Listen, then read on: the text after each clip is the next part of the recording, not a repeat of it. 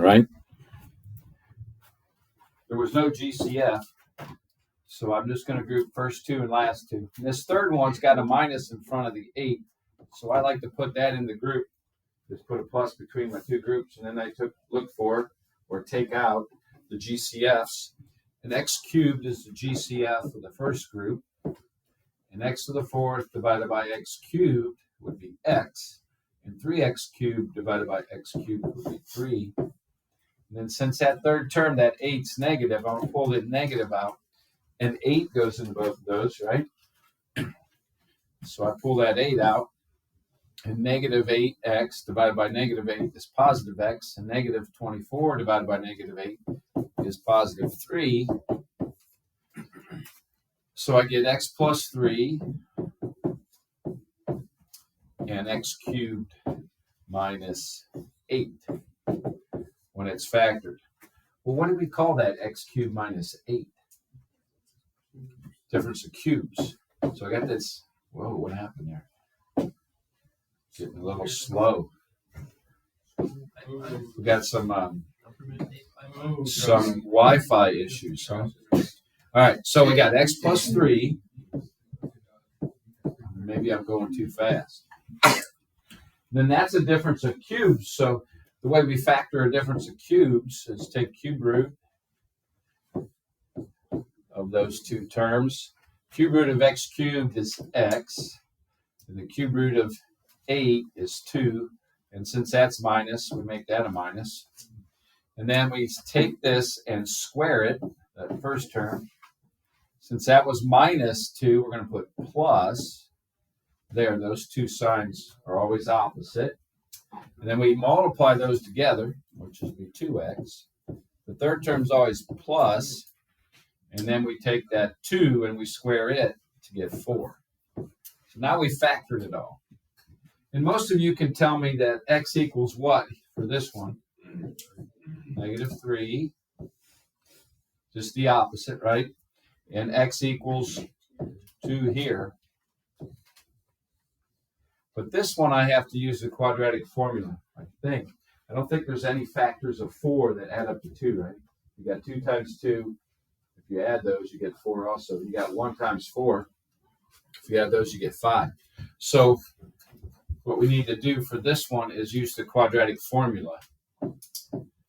So negative b, which is 2, plus or minus, square root of b, which again is still 2, squared, minus 4, times a, which is 1, times c, which is 4, all over 2 times 1 for a. So I get negative 2 out front, plus or minus the over 2, and then what's my radical? So I got 2 squared is 4, and then minus 4 times negative minus 16, right? So we got negative 12. So if we simplify that, 4 times 3 is 12, so I can pull a 2 out.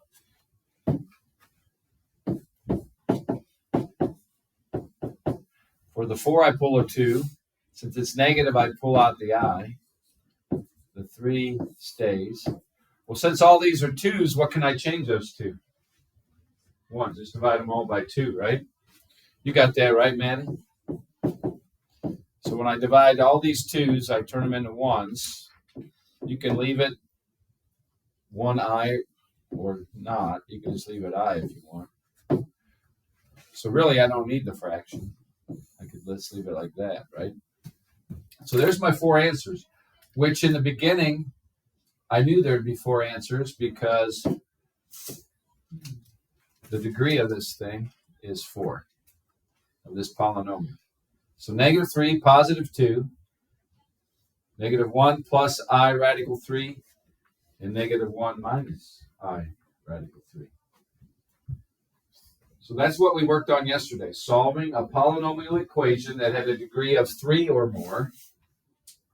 When you have a degree of 2, we call them quadratics. We did that last week, right? 2 weeks ago, they had a degree of 1. We called them linear. Okay? So That was number 6, I think, or 10 yesterday. Oh, actually, it was 8. You're right.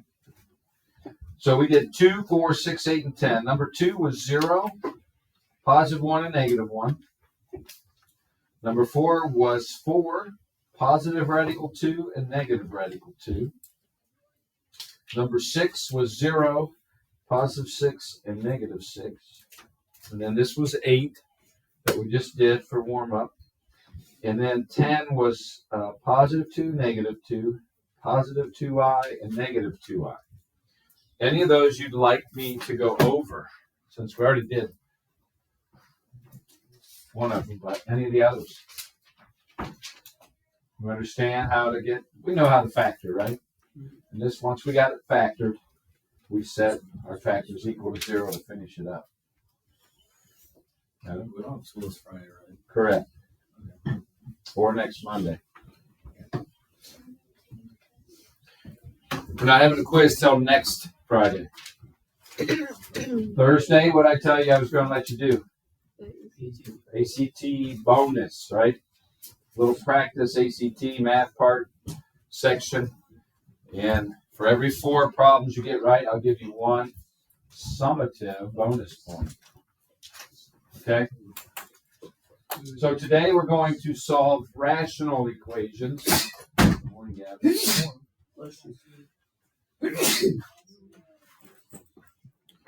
Which is fractions. Okay? So when we did these linearly, we had just a whole number denominators, like 4/3 and 7/2 and 5/6 or something, let's say. All right? And then we multiplied everything by the common denominator before. Okay, we're going to do the same thing with these. We're going to get rid of the fractions right away by multiplying everything by the common denominator. So the first thing you do then is you look at the denominators and see if you can factor any of them. Can any of those denominators be factored? No. So we just write as our common denominator whatever shows up. I hit red, I thought. Why is it going purple still? All right. So I see an x minus 1, so I write it down as a denominator. I see an x plus 7, so I write it down as a common denominator. I see x minus 1 again. I don't need to write it down again. I already wrote it down. All right. So I'm going to multiply everything by x minus 1 and x plus 7. When I do that, all right, if I have 4 over x minus 1, and I multiply it by x minus 1 and x plus 7, basically that's what I'm doing. What happens to the x minus 1s? They cancel. You see that? So I'm just multiplying 4 by the other one. So I'm multiplying 4 times x plus 7. All right, if I do 7 over x plus 7 and multiply it by x minus 1 and x plus 7 over 1, what happens to the x plus 7s? They cancel. So basically, I'm just multiplying the 7 by the x minus 1. And then this one, if I multiply 5 over x minus 1 times x minus 1 and x plus 7 over 1, the x minus 1s go away again. And I have x plus 7. So these will be gone then. So what I got up top there is what's left. I got 4 times x plus 7 plus 7 times x minus 1 equals 5 times x plus 7. So that's my equation now. So that's why we do the multiplying by the common denominator. It just gets rid of all our denominators. We don't have fractions anymore. So that's our problem. Did you do homework? Yeah, I forgot about it. Likely story. All right. So what do I do now to solve this? What's the first step? Yeah, distribute the 4 and the 7 and the 5. Let's move these down. All right, so I got 4x plus 28 plus 7x minus 7 equals 5x plus 35. Just distributing the 4, the 7, and the 5. Let's combine like terms on the left. Get them together here. So I got 4 and 7, 11x. And 28 minus 7 is 21. Now I got an x on each side. What should I do next? Get them together, right? So I can take the 11x over to the 5x or bring the 5x over to the 11x. I like to keep my x positive, so I'm going to take the 5x over to the 11x.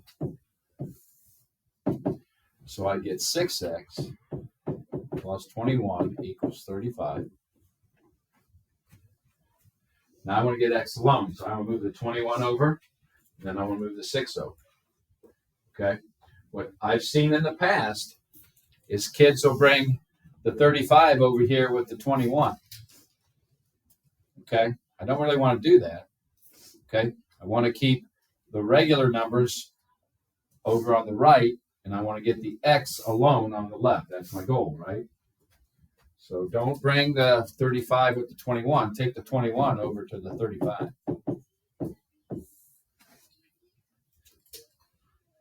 Let's keep moving this down. So I got 6x. 21's gone there, and 35 minus 21 is 14. And then divide by 6. And that reduces 14 sixths. We'll reduce, if I divide 2 into both, because they're both even, 7 and 6, 2 into 6 is 3. If you want to write the decimal, it would be 2 1/3, which is 2.3 p. Okay. So, here's what we started with. Remember, this we call it a rational equation because it's got fractions. Fractions are rational numbers. And whatever showed up as a denominator, since I couldn't factor anything, I just wrote down. So I wrote down the x minus 1, the x plus 7, and then I multiplied those two binomials by each fraction. And as you can see, the ones that are the same go away, and then what's left multiplies by whatever's up there. All right? If some kids look, well, can't I just go 4 times that, 7 times that, and 5 times that? Yeah, that's okay if you want. That's what ended up happening. Questions? Now we distributed, we combined like terms, and we got x by itself. You guys know how to do that stuff. It's pretty easy once you get rid of the fractions. Okay. Now, we need to check our answers. When we have these rational ones, we need to check our answers. What is x not allowed to be for this first fraction? Let's get rid of that line here. All right, what's x not allowed to be when you're talking about fractions? We're talking about denominators for this fraction. No, it's okay to be negative. What number are we not allowed to have in the bottom? 1. No, 1's okay. 0. Yeah, 0. So what makes this 0? 1. 1. So we can't have a 1. Did we get 1 as one of our answers? Or as our answer? No. What's this not allowed to be? 7. -7. Did we get that as an answer? No. So we're okay. If we would have got 1 or -7 as an answer, we'd say there would be no solution there. Okay? The 7/3 wasn't either one of those. Okay? So you got to check, is what I'm saying. Because sometimes you'll get a 7 or a -7, whatever it was. Okay? And you won't be able to use it as an answer. Okay? So here I got a couple that are smushed together.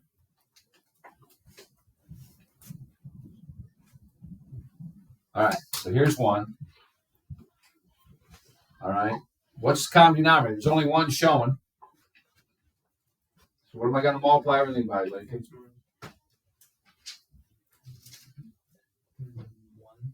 No, what's the denominator? You see, there's only one. X minus 5. Right, so you got to multiply everything by x minus 5. Okay? Because that's the only denominator that showed up.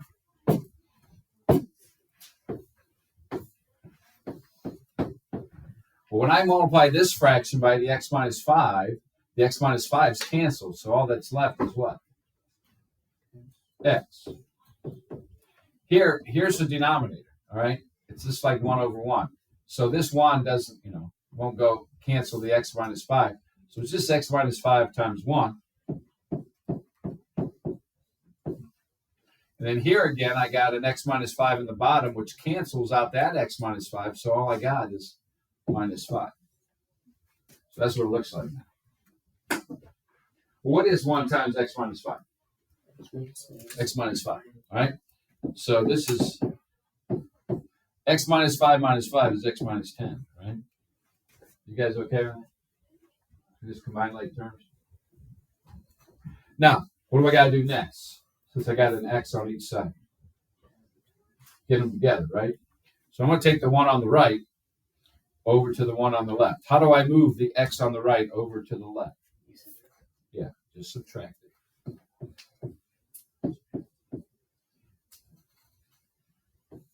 So they cancel. That gives me 0. Those cancel. I got negative 10. What happened?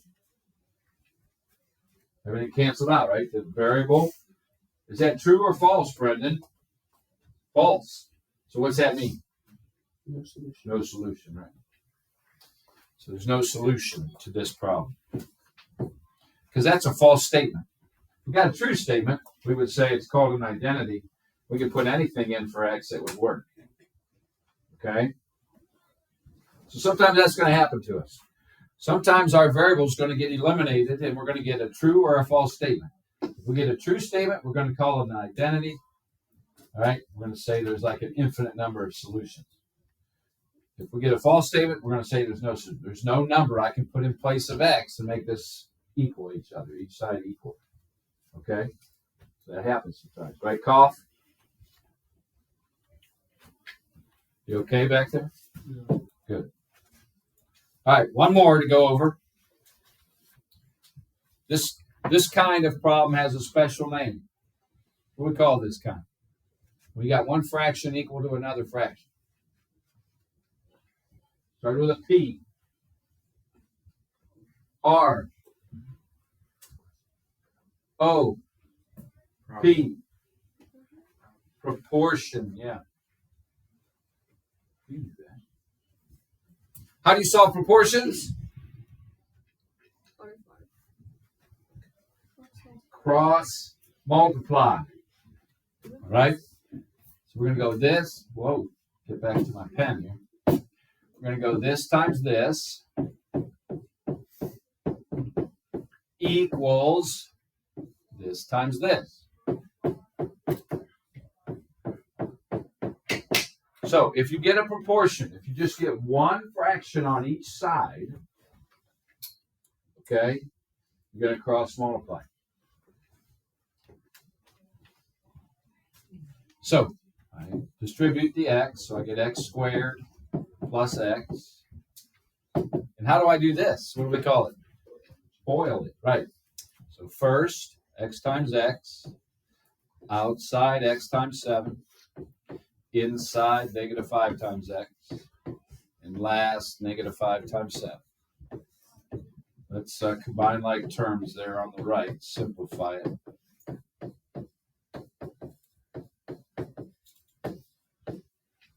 All right, so that's what it looks like now. Any questions so far? Now what do I do?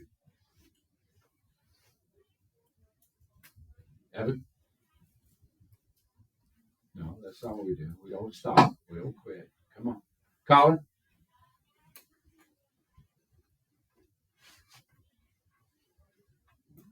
Anybody? Combine the x's.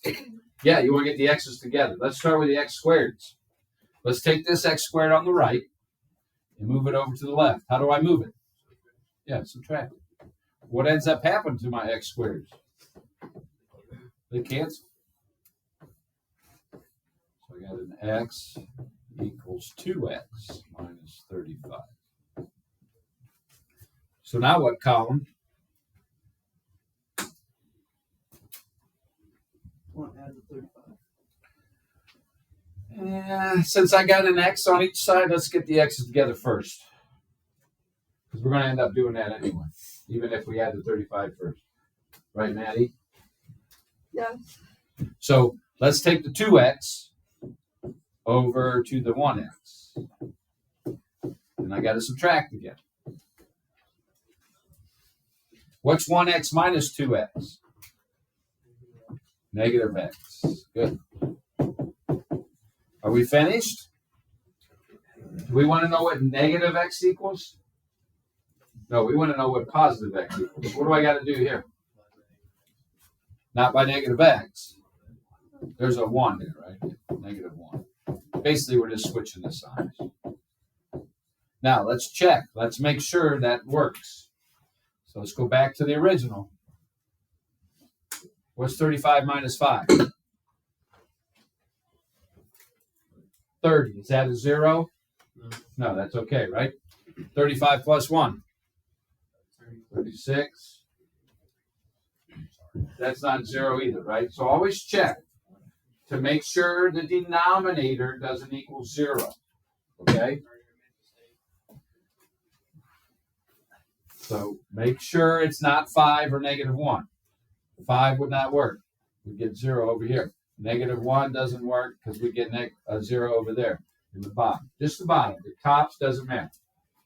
You okay? So we're going to multiply everything by the common denominator. If it's a proportion, cross multiply these. We multiplied by the common denominator.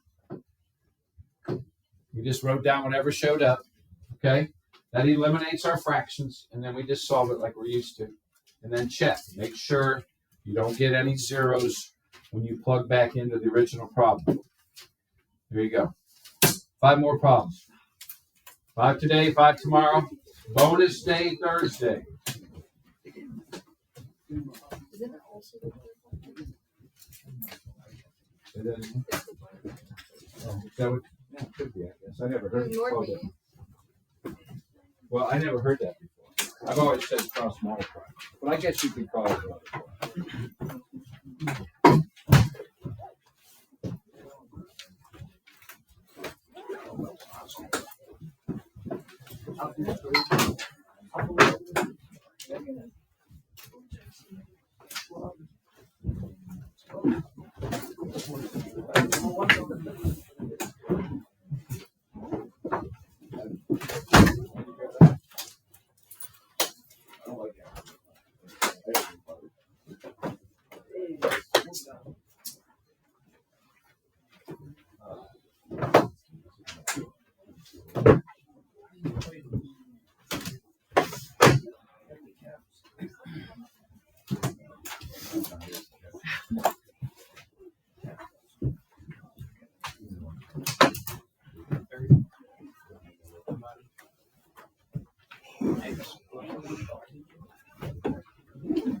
Are you okay?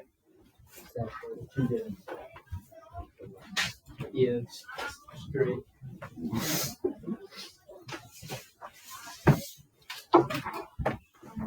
It's a big fan of W. Oh. It's not very easy. It is. Yeah, I actually have it.